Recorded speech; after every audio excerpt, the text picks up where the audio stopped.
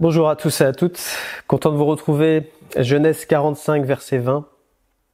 Ne regrettez point ce que vous laisserez, car ce qu'il y a de meilleur dans tout le pays d'Égypte sera pour vous. Amen.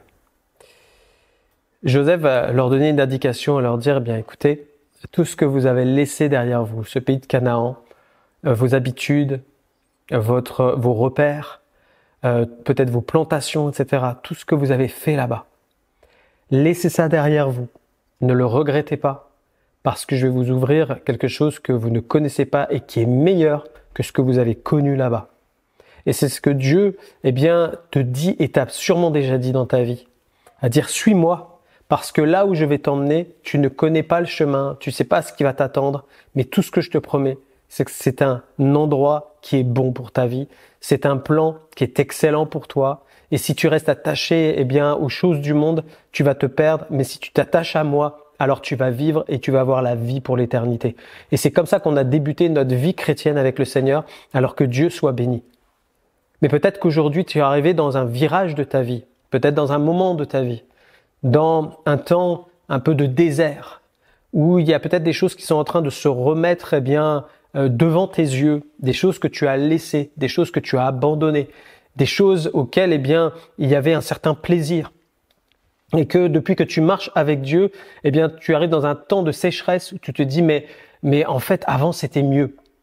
Et cette phrase-là, elle est dangereuse parce que la nostalgie tue l'espoir, l'espérance et l'avenir avec Dieu si tu ne fais pas attention. Et Dieu voudrait vraiment t'encourager aujourd'hui à ce que ce sentiment de nostalgie et de bien-être du passé ne vienne pas aujourd'hui te freiner ou te faire demi-tour. Parce que Dieu t'aime, il te tient par la main et ce qu'il a prévu pour toi, il va l'accomplir. Nous avons donc un exemple dans l'Ancien Testament de Genèse chapitre 19 verset 26. La femme de Lot regarda en arrière et elle devint une statue de sel. Amen. Cette histoire, nous la connaissons, c'est quand Lot et sa femme doivent sortir de la ville de Sodome et Gomorrhe parce que tout va être détruit parce qu'il y a le péché là-bas. Et le problème, c'est que cette femme-là va se retourner en arrière et le fait de se retourner, ça montre et ça démontre en fait l'état de son cœur. C'est qu'elle n'a pas saisi la grâce qui était pour elle, ce que Dieu est en train de faire dans sa vie, une nouvelle destinée, un nouveau plan, et qu'elle n'était pas capable de tourner la page et de dire non, je m'attache pas à ce que je laisse derrière. Elle s'est retournée et pour elle c'était il faut que je conserve. Ne conserve pas, ne regarde pas en arrière mon frère, ma sœur, peut-être toi qui est vraiment découragé aujourd'hui à dire non, Dieu est avec toi. Le chemin parfois est difficile avec Dieu, mais Dieu veut t'encourager à avoir les bonnes dispositions de cœur pour ne pas te retourner, continuer à avancer parce qu'il est avec toi.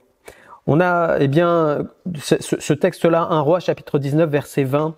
Élisée quittant ses bœufs courut vers Élie et dit « Laisse-moi embrasser mon père et ma mère et je te suivrai. » Élie lui répondit « Va et reviens, car pense à ce que je t'ai fait. Amen. » Pourquoi ce texte? C'est pour nous montrer comment Élie va préparer Élisée à le suivre jusqu'au bout. On voit que dans ce texte-là, Élie va jeter son manteau de prophète sur la vie d'Élisée parce que c'est lui qui va venir le remplacer par la suite.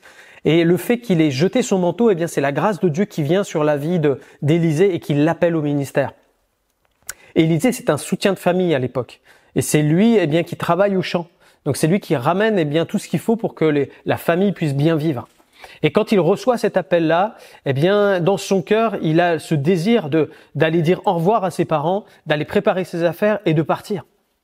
Le souci, c'est que ça peut être un danger pour lui de dire je vais rester attaché à ma maison et je vais pas entrer pleinement dans ce que Dieu a pour ma vie.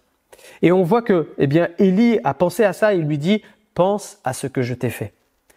Toi qui peut-être aujourd'hui as des difficultés à avancer, à dire mais j'ai envie de tout abandonner, ça peut arriver ce genre de pensée.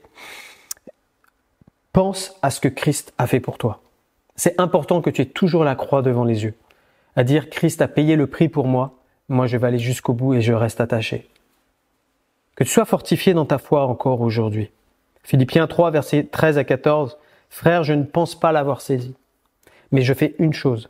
Oubliant ce qui est en arrière et me portant vers ce qui est en avant, je cours vers le but pour remporter le prix de la vocation céleste de Dieu en Jésus-Christ. Amen. Paul est en train de dire, moi aussi je suis dans le même combat que vous, mais je m'impose une rigueur spirituelle. parce que je sais que ça peut vite me rattraper. Je sais d'où je viens. Et Paul est issu d'un parcours où il était un homme qui était instruit, qui aurait pu avoir un poste élevé dans la société. Et qu'est-ce qu'il va dire dans un autre texte? Je regarde tout ça comme de la boue. Donc il y a un double regard qu'il faut qu'on ait dans notre vie pour continuer à avancer avec Dieu. C'est à la fois regarder les choses du monde comme de la boue et regarder les choses de Dieu comme quelque chose qui est un objectif à atteindre, à ne pas lâcher, c'est-à-dire être dans la persévérance et dire oui, je me suis engagé, j'ai la grâce de Dieu sur ma vie et ça je veux le conserver. Alors que ce feu qui est en toi soit renouvelé aujourd'hui et que ton regard puisse être renouvelé pour que tu puisses continuer dans ta course avec le Seigneur. Et que tu laisses ce qui est en arrière et que tu vois que le meilleur est devant toi. Et le meilleur, c'est pas suivant le monde, c'est suivant ce que Dieu va te donner de vivre dans ta situation. Alors que Dieu te bénisse et t'encourage. On va prier. Seigneur, merci pour ta parole. Merci notre Dieu parce que tu es tous les jours avec nous jusqu'à la fin du monde et tu es fidèle. Père, je prie pour tous ceux qui peut-être sont en train de penser à s'arrêter dans ce qu'ils font pour toi, dans une œuvre particulière. Je te prie, Père, de les encourager, de le renouveler encore aujourd'hui dans le nom de Jésus. Merci Seigneur. Amen. Que Dieu vous bénisse. On se retrouve demain.